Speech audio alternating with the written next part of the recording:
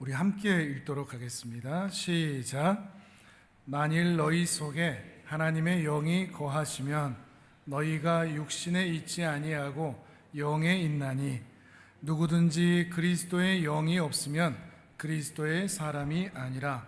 또 그리스도께서 너희 안에 계시면 몸은 죄로 말미암아 죽은 것이나 영은 의로 말미암아 살아있는 것이니라. 예수를 죽은 자 가운데서 살리신 이의 영이 너희 안에 거하시면 그리스도 예수를 죽은 자 가운데서 살리신 이가 너희 안에 거하시는 그의 영으로 말미암아 너희 죽을 몸도 살리시리라. 아멘. 제 평생에 걸쳐서 반드시 이루어졌으면 하는 소원 두 가지가 있습니다. 들으시면 애게 그러실 수도 있는 좀 간단한 소원이기도 하면서 또 한편으로는 이루어지기가 또 쉽지 않은 그런 소원이기도 하면서 또 우리 성도님들 모두의 소원이었으면 하는 그런 소원 두 가지가 있습니다. 첫째는 잘 사는 겁니다. 둘째는 잘 죽는 겁니다. 첫 번째는 하나님 앞에서 정말 잘 살았으면 좋겠습니다. 이 연약한 숨이 붙어 있는 한 하나님 앞에서 하나님 마음에 합하게 하나님께 기쁨이 되고 하나님의 뜻대로 살아가는 그런 삶을 살고 싶습니다. 그저 세상에서 성공하고 유명해지고 사람들에게 인정받고 칭찬받는 그런 잘 사는 것 말고, 또는 부자 되고 별 어려움 없이 편안해지고 안락한 그런 잘 사는 것 말고, 가족들에게든 가까운 가족에게든 또 교회에서든 저를 아는 사람들에게 야, 정말 이렇게 사는 게 하나님 앞에서 제대로 사는 거지, 이런 평가를 들을 수 있는, 신앙에 있어서 샘플이 될 수 있는, 모범이 될 수가 있는, 너무 거창하게 들릴지 모르겠지만 성경에서 툭 튀어나온 것 같은 인생, 그런 삶을 살고 싶습니다. 정말 하나님 앞에서 이 한평생 잘 살고 싶습니다. 두 번째 소원은 잘 죽고 싶습니다. 잘 산다는 것은 현재에 대한 이야기고, 잘 죽는다는 것은 현재 이후의 미래에 대한 이야기겠죠. 오늘 이후로 하나님께서 내 영혼을 부르시는 그 순간까지, 이 땅에서 내 연약한 숨이 끊어지는 그 순간까지 잘 살다가 잘 죽고 싶습니다. 끝까지 지저분하게 살고 싶지 않고 명예스럽지 않은, 그래서 자식들이 내 죽음을 주위에다 알리는데 부끄럽고 수치스럽게 생각하지 않는, 오히려 내 주변 사람들이 내 삶을 통해서, 내 죽음을 통해서 신앙의 도전을 받고 바른 길을 걸어갈 수 있게 되는 그런 복된 죽음을 맞이하고 싶습니다. 그래서 끝이 아름다운 죽음, 아니 끝까지 아름다운 삶, 그리고 죽음, 그런 죽음을 맞이하고 싶습니다. 이것이 또한 저만 아니라 우리 모두의 소원이 될 수 있다면 좋겠습니다. 그런데 이것이 저의 소원이기 이전에 우리 하나님 아버지의 소원이리라 저는 믿습니다. 우리를 향한 아버지의 자식을 향한 애달픈 그리고 간절한 소원일 것이 분명합니다. 그런데 이렇게 잘 살고 잘 죽으려면 오늘 본문의 말씀에 근거해서 여러분이 두 가지 질문을 통과할 수 있어야 됩니다. 첫째,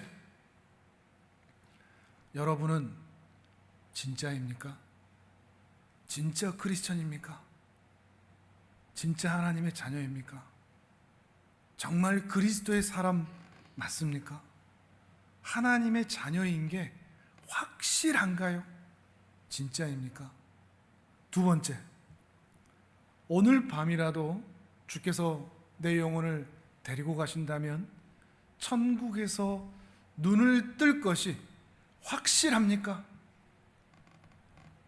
부활의 소망이 받아놓은 밥상처럼 이미 내 손에 쥐고 있는 물건처럼 그 부활의 소망이 확실하냐고요.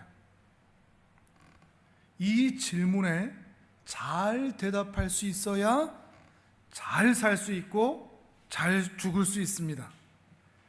이 질문에 대해서 이 대답이 시원치 않으면 사는 것도 시원치 않고 죽는 것도 시원치 않을 수밖에 없습니다.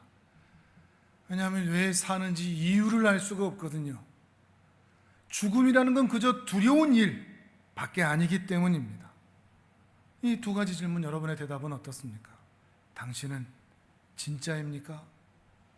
오늘 밤 내 영혼이 하나님께서 부름을 부르셔도 천국에서 주님의 품에서 눈을 뜰 것이 확실합니까? 혹시 여러분의 대답이 제가 말씀드리는 네 가지 중에 한 가지가 아닌지 한번 살펴보시길 바랍니다. 1번, 잘 모르겠는데요. 그다지 관심도 없는데요. 하나님의 자녀이건 아니건 잘 모르겠는데요. 그냥 교회만 다니고 있는데요. 자신도 없지만 관심도 없어요. 2번, 그때 다른 것 같아요. 좀 뭔가 좋은 일 할 때는 내가 정말 하나님의 자녀인 것 같고, 예배를 꾸준하게 드릴 때는 내가 정말 구원받은 하나님의 자녀인 것 같고 천국에도 갈 것 같은데, 가끔 하나님의 말씀도 잘 듣지 않은 것 같고 나도 성질나고 하나님도 성질날 것 같은 그런 삶의 모습을 할 때는 난 천국에 못 갈 것 같아요. 그때 좀 다른 것 같아요. 그런 마음이시라면 2번. 3번, 그렇게 되면 좋겠죠. 제가 하나님의 자녀라면 얼마나 좋을까요? 오늘 죽어도 천국에서 눈 뜬다면 얼마나 좋을까요? 확신은 없지만 소원은 있습니다. 그렇게 되기를 바라지요. 3번, 4번. 죽어봐야 알죠. 오늘 당장 내 삶도 모르겠는데 내가 죽으면 천국 갈지 어쩔지 제가 어떻게 알아요? 하나님의 마음이 어떤지 제가 어떻게 알아요? 제가 하나님의 자녀가 맞는지 아닌지 어떻게 알아요? 전 모르겠어요. 이게 4번. 이 중에 혹시 답이 있으십니까? 혹시 여러분의 대답이 제가 말씀드린 1번 중에 4가지, 4번 이 4가지 중에 있다면 여러분의 신앙은 지금 위험한 겁니다. 문제가 있는 겁니다. 무관심, 의심, 불신, 냉소, 이것을 포함하고 있기 때문입니다. 왜 우리는 이렇게 의심하고 확신을 갖지 못할까요? 무관심하고 있을까요? 물론 믿음이 아직은 연약하고 이제 알아가고 배워가고 있는 중입니다. 이렇게 볼 수 있는 사람들도 분명히 있습니다. 하지만 많은 경우에 많은 신자들조차도 보이스피싱에 낚이듯이 사단의 영혼의 낚시질에 걸려 있어서 의심하고 무관심하고 냉소하고 확신하지 못하는 그런 신앙의 삶을 살고 있는 경우가 매우 많은 것 같습니다. 이 사단은 아담 할아버지 때부터 하와 할머니 때부터 우리가 믿음으로 잘 살지 못하도록, 믿음으로 잘 죽지 못하도록 끊임없이 유혹해 왔습니다. 신앙이 성장하고 자라지 못하도록, 예배의 자리를 지키지 못하도록, 신자답게 살지 못하도록, 의심과 불신과 무관심에 찌들도록 낚시질을 지금도 하고 있다는 것입니다. 그 낚시질에 걸리면 나 같은 것도 하나님의 자녀가 될 수 있을까? 나 같은 것도 천국에 갈 수 있을까? 이런 죄책감, 좌절, 우울감, 절망, 죄책, 그리고 무력함에 찌들어 살고 날이 갈수록 죄는 가까워지고 하나님께는 멀어지는 것 같습니다. 하지만 여러분, 이런 의심, 불신, 냉소, 무관심, 이거는 하나님의 뜻이 전혀 아닙니다. 하나님이 원하시는 것도 아닙니다. 하나님은 오히려 우리에게 이런 분명한 의도와 목적을 가지고 계십니다. 화면을 보면서 요한일서 5장 13절을 같이 한번 읽어보시죠. 같이 읽겠습니다. 시작. 내가 하나님의 아들의 이름을 믿는 너희에게 이것을 쓰는 것은 너희로 하여금 너희에게 영생이 있음을 알게 하려 함이라. 아멘. 내가 이 성경을 왜 너에게 주는 줄 아느냐? 영생이 있다는 것을 너희가 알게 하려고 이걸 주었다. 확신을 주기 위해서 이 성경책을 우리에게 주셨다는 것입니다. 하나님의 인생을 향한 의도와 사단의 우리를 향한 의도가 너무 다르지 않습니까? 자, 여러분, 이게 선택이라고 그랬죠?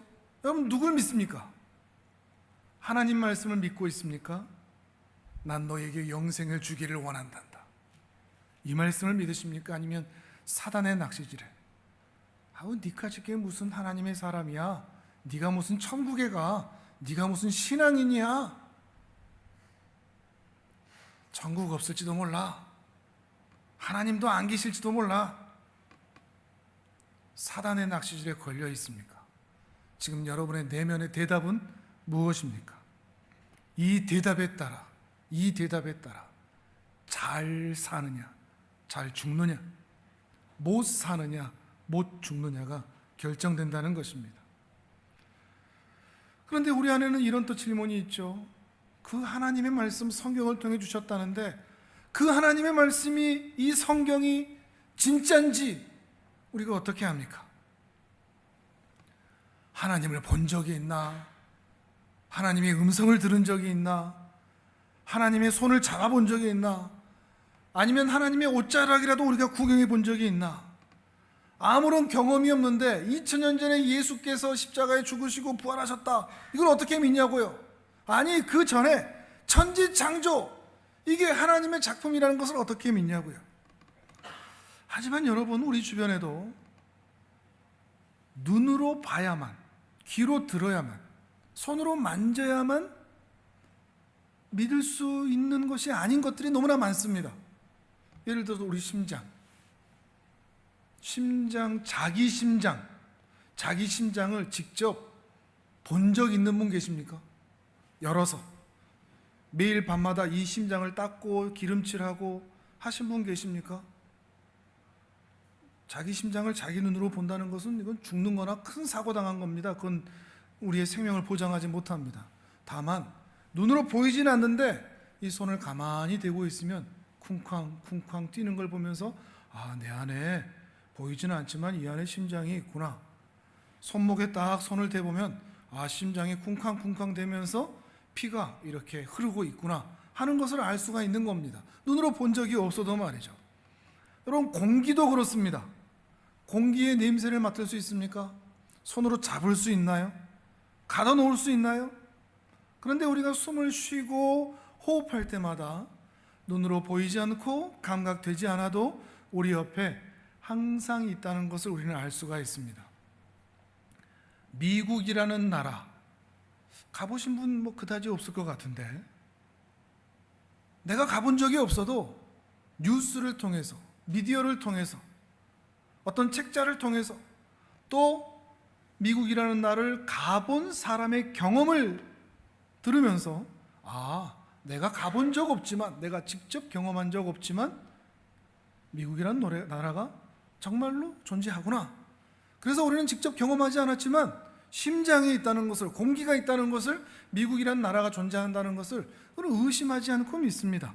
이렇게 내가 직접 본 적 없고 경험한 적이 없어도 실제로 존재하는 것들이 굉장히 많다는 겁니다.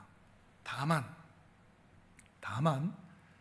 이 영적인 일들, 내가 하나님의 자녀냐, 내가 구원받았냐, 나는 부활할 것이냐 하는 것은 제가 지금까지 말씀드렸던 물리적이고 육체적이고 다른 사람의 경험과 이러한 것들로 증거를 얻을 수 있는 것들은 아닙니다. 영적인 일들은 그렇게 알 수 있는 것이 아닙니다. 영적인 일들은 다른 사람이 천국 가봤대 라고 해서 믿을 수 있는 것이 결코 아니라는 것입니다.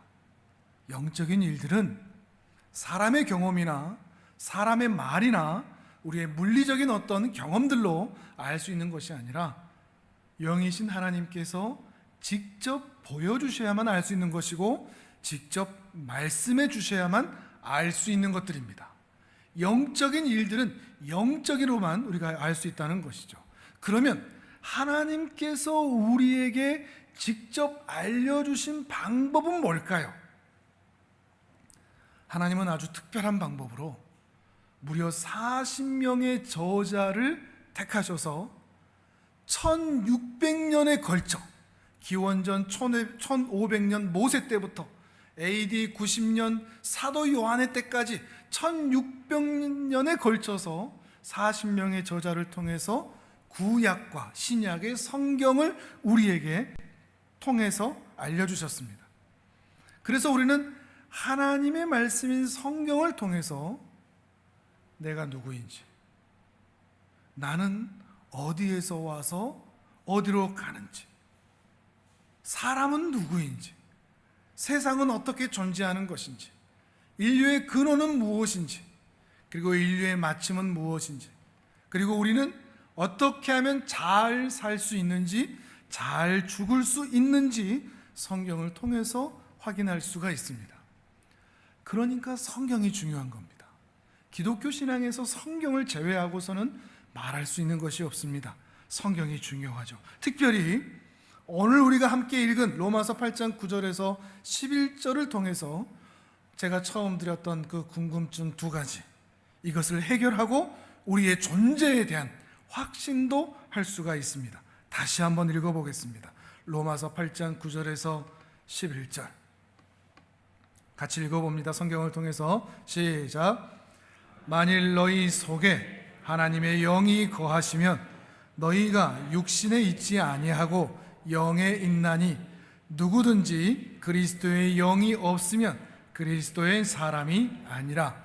또 그리스도께서 너희 안에 계시면 몸은 죄로 말미암아 죽은 것이나 영은 의로 말미암아 살아있는 것이니라. 예수를 죽은 자 가운데서 살리신 이의 영이 너희 안에 거하시면 그리스도 예수를 죽은 자 가운데서 살리신 이가 너희 안에 거하시는 그의 영으로 말미암아 너희 죽을 몸도 살리시리라. 아멘. 답을 찾으셨습니까? 내가 진짜 그리스도이냐? 이 답을 찾으셨습니까? 오늘 본문에서 내가 오늘 죽어도 하나님의 품에서 눈뜬다 하는 그 답을 찾으셨습니까? 그 근거가 뭔지. 첫 번째, 내가 진짜 그리스도인인가? 난 진짜인가? 난 하나님의 자녀인가? 말씀드렸듯이 내가 정말 하나님의 자녀냐라고 하는 것은 육체적이고 물리적이고 경험적인 것들로 증명할 수 있는 것이 아닙니다. 나 교회 생활 오래 했어. 나 교회 오래 다녔어. 난 직분도 가지고 있어. 나 종교적인 행위들 지금까지 예배, 기도, 봉사 많이 해왔어. 그러나 이것으로 내가 진짜 그리스도인이라는 증거가 될 수는 없습니다. 왜냐하면 이것은 열매이고 결과이지 원인이거나 증거라고 보기는 어렵다는 것입니다. 심지어 하나님의 말씀에 감동해서 내가 그리스도의 말씀에 따라 살기로 애를 쓰고 있다고 해서, 노력하고 있다고 해서 내가 진짜 그리스도인이라고 단정 지을 수 없습니다. 내가 열심히 신앙생활 한다고 해서 나의 열심과 열정이 그리스도인이라는 증거가 될 수는 없습니다. 그럴 수도 있지만 아닐 수도 있기 때문입니다. 또는 신비한 꿈을 꾸고 신령한 환상을 보고 예언을 하고 방언을 하면 내가 진짜 크리스천일까요? 나쁜 꿈 꾸고 악몽을 꾸면 그럼 사단의 자녀입니까? 신비한 체험, 신령한 감정, 느낌, 이건 역시도 내가 그리스도인이라는 증거, 상징, 마크가 될 수 없습니다. 그러면 뭘까요? 내가 진짜 그리스도인이라는 증거, 그게 뭘까요? 뭐라고 생각하십니까? 오늘 본문에 그 답이 있지 않습니까? 내가 진짜 크리스천이라는 증거는 내 안에 계신 성령님입니다. 우리의 영혼이 건강하고 바르고 흔들리지 않은 그 근거 위에 세워져 있다는 증거, 그것은 거룩한 영이신 하나님의 영이 내 안에 있느냐, 이것에 의하여 결정된다는 것입니다. 다시 한번 확인해 보시죠. 8장 9절을 한번 읽어보겠습니다. 9절만 읽습니다. 시작. 만일 너희 속에 하나님의 영이 거하시면 너희가 육신에 있지 아니하고 영에 있나니 누구든지 그리스도의 영이 없으면 그리스도의 사람이 아니라. 아멘. 나라는 존재, 나의 행위, 나의 신령함, 나의 업적, 나의 성취, 나의 인격, 나의 성품, 이런 것들로 나로 근거하여 내가 진짜냐를 확인하는 게 아니라 내 안에 하나님의 영, 그리스도의 영, 성령님이 계시느냐에 따라서 우리가 진짜 하나님의 자녀이냐, 그리스도의 사람이냐, 이것이 확인된다는 것입니다. 우리는 대부분 당신은 진짜입니까? 물어볼 때 뭘로 대답하려고 하죠? 내가 잘하냐 못하냐로 대답하려고 합니다. 내가요 요즘은 좀 안 좋아요. 그때 달라요. 나로 확인하려고 합니다. 아닙니다. 내가 진짜냐라는 증거는 내가 잘한다고 진짜고 못한다고 가짜가 아니라는 말입니다. 내가 진짜냐라는 것은 내 안에 성령님이 계시냐, 하나님과 얼마나 깊은 관계가 있느냐, 연결되어 있느냐, 이것이 중요하다는 것입니다. 성령님, 그분이 내 안에 계시느냐. 우리가 지난 시간에 말씀드렸지만 성령님은 창조주 하나님이십니다. 그리고 구원자 하나님이십니다. 그리고 보혜사 성령님이십니다. 그런데 지난주에도 말씀드렸듯이 이 성령님이 사람이 육신이 된 것으로 인하여서 더 이상 하나님께서 사람과 함께할 수 없었습니다. 하지만 때가 참에 성자 하나님께서 이 땅에 사람으로 오시어 그 예수 그리스도께서 십자가에 오르시고 죽으시고 부활하심으로 사람이 더 이상 육신에 거하지 않고 육신의 지배를 받지 않고 죄와 사망의 법에 걸려 있지 않고 생명의 성령의 법에 살게 되므로 죄인이 아닌 의인이 되었기 때문에 성령 하나님께서 우리 사람과 함께 할 수 있게 되었다라고 지난주일에 말씀을 드렸습니다. 그런데 성령님이 우리 사람과 함께 계시기는 한다는데 어떻게 하면 내 안에 계실 수 있을까요? 초대하면 되나요? 식사 좀 잘 해놓고 아니면 내 영혼을 좀 정갈하게 해놓고 성령님 오십시오. 그러면 성령님이 오시는 건가요? 아닙니다. 기독교는 사람이 선택하는 게 아닙니다. 기독교 외의 모든 종교는 사람이 선택합니다. 그 신이 내게 오라고. 그걸 본받아서 사람들도 성령님 임하십시오 이딴 소리 하는데 우리가 어떻게 하나님을 부를 수 있고 오라고 할 수 있겠습니까? 기독교는 신의 선택입니다. 하나님이 선택하는 겁니다. 우리는 할 수 있는 게 없습니다. 하나님이 내 안에 들어와 주셔야만 내가 성령님을 모시고 사는 자가 될 수 있다는 겁니다. 그러면 내 안에 성령님이 계시다는 거, 내 안에 정말 들어오셨나?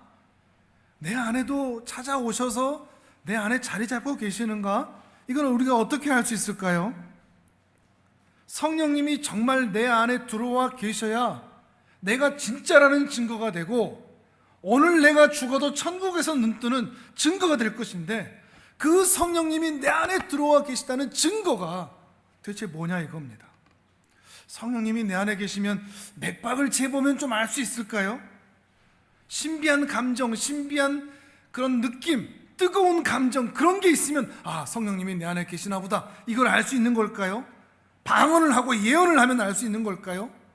아니요, 그런 걸로 알 수 있는 게 아닙니다. 때로는 조심해야 할 거 있는데 성령의 열매들, 그 은사들, 성품들, 이것들마저도 조심해야 됩니다. 왜냐하면 예수를 믿지 않아도 긍휼히 여기는 사람이 있고 예수 없이도 육신에 속한 사랑을 할 수 있는 사람이 있기 때문입니다. 예수를 안 믿는데도 오래 참아서 인내를 할 수도 있기 때문이죠. 때로는 그런 성품들조차도 내 안에 성령님이 계시다고 하는 증거가 될 수 없습니다. 말씀드렸듯이 인간적이고 체험적이고 물리적이고 나로 인하여 근거가 되는 것으로 내 안에 성령님이 계시다는 것을 확신할 수 없다는 것입니다. 성령님이 내 안에 계시다는 증거가 있는데 그 증거가 뭔가 하면 나를, 이 흠 많은 나를, 이 죄 많은 나를 예수님으로, 예수님에게로 끌고 가는 겁니다. 데리고 가는 겁니다.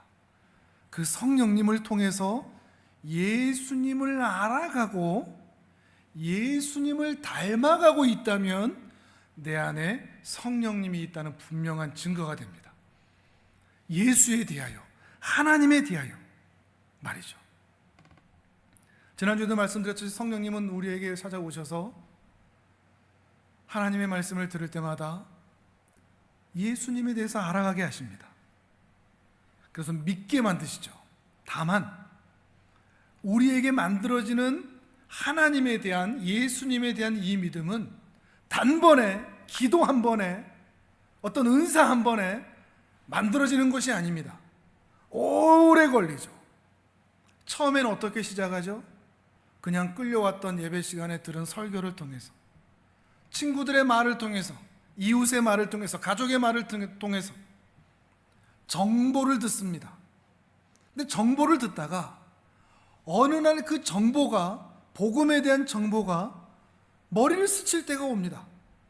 저 같은 경우는 모태신앙이어서 어려서부터 교회 생활을 했지만 중3 때인지 고등학교 때인지 어떤 전도사님이 땀을 뻘뻘 흘리면서 설교를 하는데 그분이 그런 얘기를 하는 겁니다. 예수님이 우리를 위해서 십자가에 죽으셨고 부활하셔서 우리는 자연이 되었습니다. 그게 머릿속에 딱 스치는 겁니다. 굉장히 신기했습니다. 친구들한테 예배 끝나고, 야, 예수님이 우리를 위해 죽으셨대. 너 그거 알고 있었어? 친구들은 다, 야, 너 그것도 몰랐어 지금까지? 교회 다녔다면서?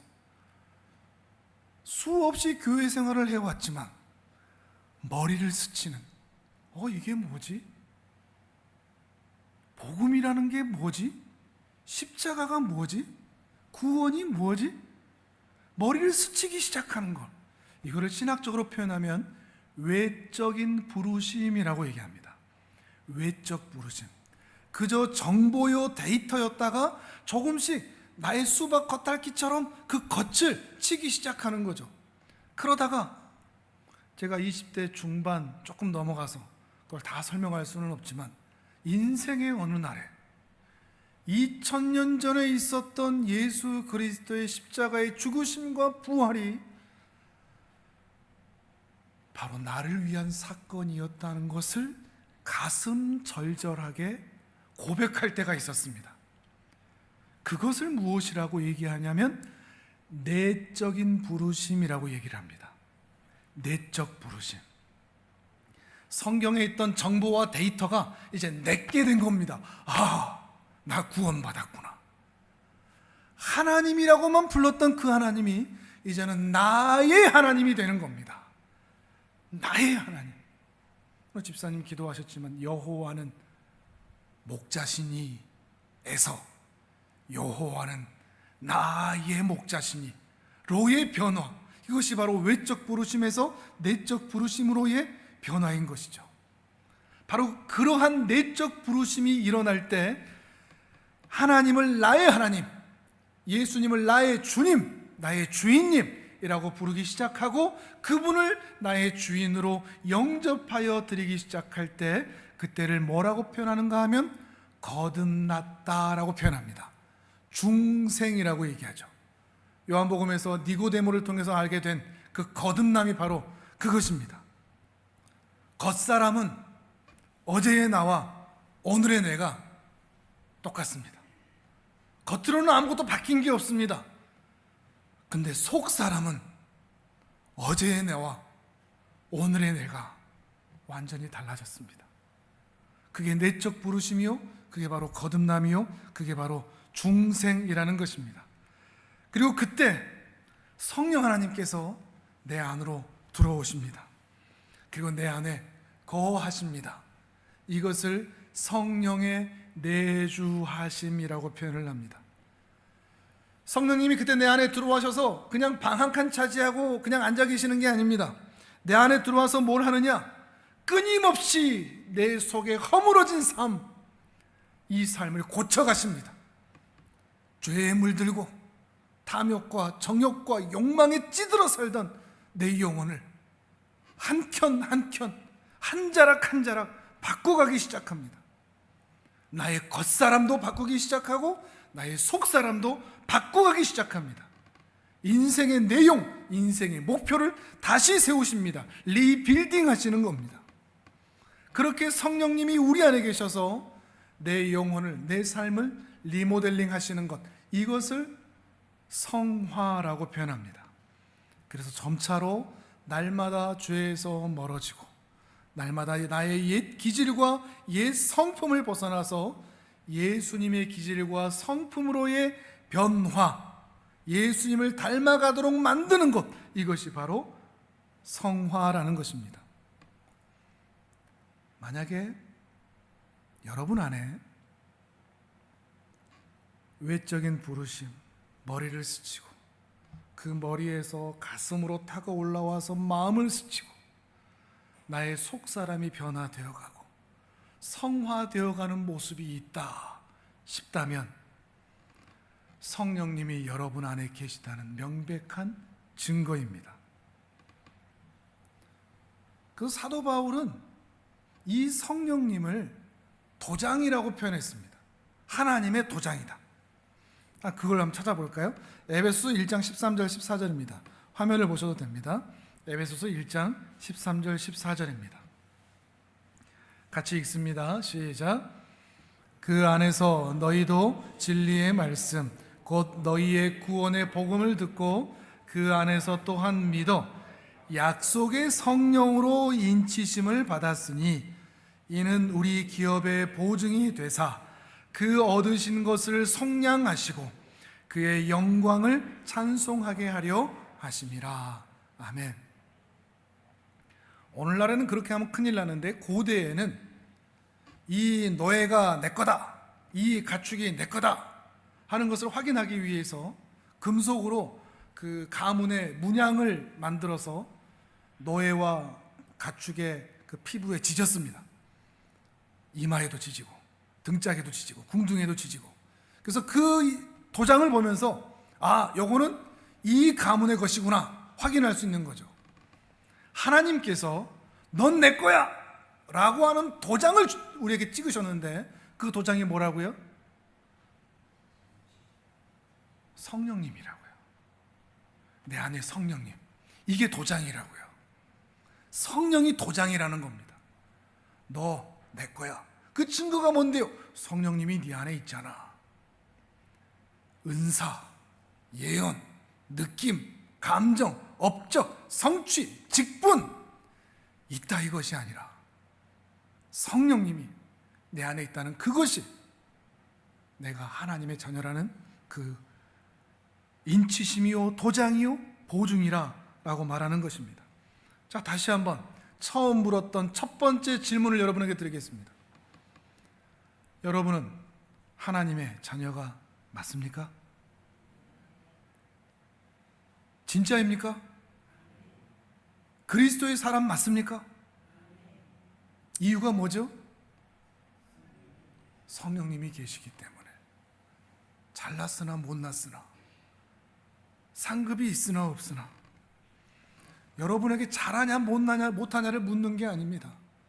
똑똑하냐 미련하냐를 묻는 것도 아닙니다. 여전히 실력은 부족하고 성장은 더디고 업적과 성취도 없고 미련하여 세상을 쫓아가는 인생이지만 아주 더디게 나타나지만 그 외적 부르심과 내적 부르심과 나를 의롭게 하심과 성화와 거듭남의 은혜가 내 안에서 티끌만이라도 발견된다면 여러분은 안심하셔도 됩니다. 아, 나 하나님의 자녀구나. 도장에 이렇게 찍혀 있구나. 부탁드립니다. 여러분의 실력과 능력으로 여러분의 자신을 따지지 마십시오. 그거 사단의 낚시질입니다. 너 그따위로 사는데, 이런 모든 생각들, 마음들, 교회 안에서 다른 분들에게도 그런 얘기 하지 마십시오. 그 사단의 하수인들이 하는 이야기입니다. 성령님이 그 안에 계시다면 말이죠. 내 안에 성령님이 계신다는 이 확신이 있을 때만 이 시험 많고 유혹 많은 세상에서 잘 살 수 있고 잘 죽을 수 있습니다. 또 하나의 질문이 남아있죠. 오늘 밤에라도 이 세상을 떠난다면 내가 천국에서 깰 것이 확신한가? 하나님의 품에서 깰 것이 확신한가? 사후 세계에 대한 두려움, 이것이 많은 종교를 만들었다는 것은 명백한 사실일 것입니다. 근데 기독교를 제외한 모든 종교가 한결같은 대답이 뭔가 하면 알 수 없어요입니다. 알 수 없어요. 어떤 종교는 규율과 규범을, 계명을 100% 지켜야만, 완벽하게 지켜야만 천국에 들어갈 수 있다고 얘기합니다. 극락에 들어갈 수 있다고 얘기를 하죠. 근데 그 많은 걸 우리가 어떻게 다 지킵니까? 늘 부족하고 모자란 자신만 확인할 뿐입니다. 그래서 그 계명을 한없이 낮은 수준으로 만들죠. 또 어떤 종교는 눈물겨운 오체 투지의 그런 고행, 이런 것들을 통해서 극락에 들어갈 수 있다라고 얘기하는 경우도 있습니다. 그 인간적인 극기에 대해서는 감탄하기도 하지만 수백 킬로의 눈물로 겨운 오체 투지의 고행을 했다고 해서 아, 이제 나 천국 가겠구나 장담할 수 있을까요? 더 해야 되나? 또 해야 되나? 쉬면 안 되는 건가? 오히려 미달인 자신만 확인할 뿐이죠. 아니면 면벽을 하고 폐관을 하여 수련하고 해탈하면 될까요? 인생의 이치를 알면 될까요? 아니면 선행을 많이 하면 될까요? 착하게 살고 공로를 많이 쌓으면 천당에 갈 수 있을까요? 안타깝게도 다른 종교에서 얘기하는 이런 이야기들을 기독교인들도 얘기를 하고 있습니다. 그래서 뭔가 자꾸만 알아야 된답니다. 깨달아야 된답니다. 뭔가를 자꾸만 해야만 된답니다. 공로가 쌓여야 된답니다. 이루어야 한다고 얘기를 합니다. 하지만 오늘 밤에 우리가 죽어도 하나님 품에서 깨어날 수 있는 유일한 근거는 공로도 깨달음도 고행도 선행도 종교적 헌신도 아닙니다. 심지어 나의 거룩한 삶도 아닙니다. 하늘 창고 사역을 한 달에 한 번이 아니라 한 달에 31번을 한다고 해도 그것으로 우리는 천국에 갈 수 없습니다. 근거는 단 하나입니다. 성령님이 내 안에 계시기 때문입니다. 다시 한번 읽어보시겠습니까? 10절과 11절입니다. 8장 10절 11절 같이 읽습니다. 시작. 또 그리스도께서 너희 안에 계시면 몸은 죄로 말미암아 죽은 것이나 영은 의로 말미암아 살아있는 것이니라. 예수를 죽은 자 가운데서 살리신 이의 영이 너희 안에 거하시면 그리스도 예수를 죽은 자 가운데서 살리신 이가 너희 안에 거하시는 그의 영으로 말미암아 너희 죽을 몸도 살리시리라. 아멘. 아멘. 아멘이 되십니까? 오늘 밤 내 생명이 끊어지는 일이 있게 된다고 할지라도 천국에서 눈뜰 확신이 있으십니까? 여전히 그때그때 달라요입니까? 잘 모르겠어요입니까? 여러분 안에 성령님이 계시기만 하다면, 여러분의 잘남과 못남과 상관없이 여러분의 성령님이 여러분 안에 계시기만 한다면 천국은 받아놓은 물건, 받아놓은 밥상과 같다는 것입니다. 사랑하는 여러분, 우리의 신앙, 우리의 부활, 우리의 영생의 근거는 나에게 달려있지 않습니다. 우리에게 근거가 있지 않습니다. 우리의 지식, 우리의 깨달음, 우리의 공로, 우리의 선행으로 결정되지 않고 오직 우리 안에 성령님이 계시느냐에 따라서 결정된다는 것입니다. 우리 안에 계시는 성령님 때문에 우리가 그 확신을 가질 수 있다는 것이죠. 그러니 예수님도 약속하셨습니다. 나는 부활이요 생명이니 나를 믿는 자는 죽어도 살 것이다. 이 약속을 믿으십니까? 우리 안에 계시는, 여러분 안에 계시는 성령님에 의해서 여러분이 지금 예수님을 믿고 있고 점차 늦은 시간일지라도 예수님을 닮아가고 있다면 여러분은 오늘 밤에라도 천국에서 깰 것이 확실하다는 것입니다. 이제 말씀을 맺습니다. 성령님이 우리 안에서 하시는 일 두 가지 명백하네요. 내가 진짜라는 증거, 성령님이시구나. 나의 어떠함이 아니구나. 내가 오늘 천국에서 눈뜰 것이라는 명백한 증거, 성령님이시구나. 나의 어떠함이 아니구나 하는 것입니다. 여러분은 그동안 무엇으로 여러분이 진짜 그리스도인이라고 확신했습니까? 어떻게 해야 천국에 갈 수 있다고 생각했었죠? 더 이상 나의 어떠함으로 근거를 삼지 않으시기를 바랍니다. 그리고 이제는 말씀을 준비하면서 저 자신부터 성령 하나님을 더욱 의지해야 하겠구나. 나를 의지하는 것이 아니라 성령님을 더욱 의지해야 하겠구나. 마음의 소원을 더욱 강렬하게 갖게 되는 것 같습니다. 내 안에 성령님이 계시기 때문에 그 성령님이 날마다 나를 리모델링 하시고 리빌딩하고 계시기 때문에 나는 날마다 진짜 그리스도인이 되어가고 있고 오늘 죽어도 나는 우리 하나님의 품에서 깨어날 줄을 믿습니다. 그러니 이제는 성령님의 음성을 모르는 척하지 마십시오. 성령님이 여러분의 양심을 자극하여 바른 길로 인도할 때마다 하나님의 말씀을 기억나게 하면서 바른 삶을 살게 할 때마다 성령님의 말씀에 아멘으로 순종하는 은혜가 있기를 바랍니다. 상황이 어떠하든 환경이 어떠하든 형편이 어떠하든 그 모든 상황에서 하나님이 기뻐하시는 길로 걸어갈 수 있는 여러분이 되시기를 바랍니다. 그럴 때 우리 잘 살 수 있습니다. 끝까지 잘 살다가 잘 죽을 수 있습니다. 어떤 분이 그런 얘기를 하시더라고요.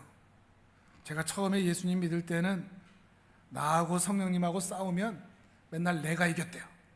성령님이 뭐라고 하든지 말든지 내가 하고 싶은 대로, 내가 원하는 대로. 그런데 내 안에 계신 성령님이 나를 하나님의 사람으로 만들어갈 때마다 나와 성령님은 여전히 싸우고 있지만 이제는 내가 많이 지고 성령님이 많이 이기는 것 같아요. 이런 이야기를 한 청년의 이야기를 들은 적이 있습니다. 우리도 그렇게 되었으면 좋겠습니다.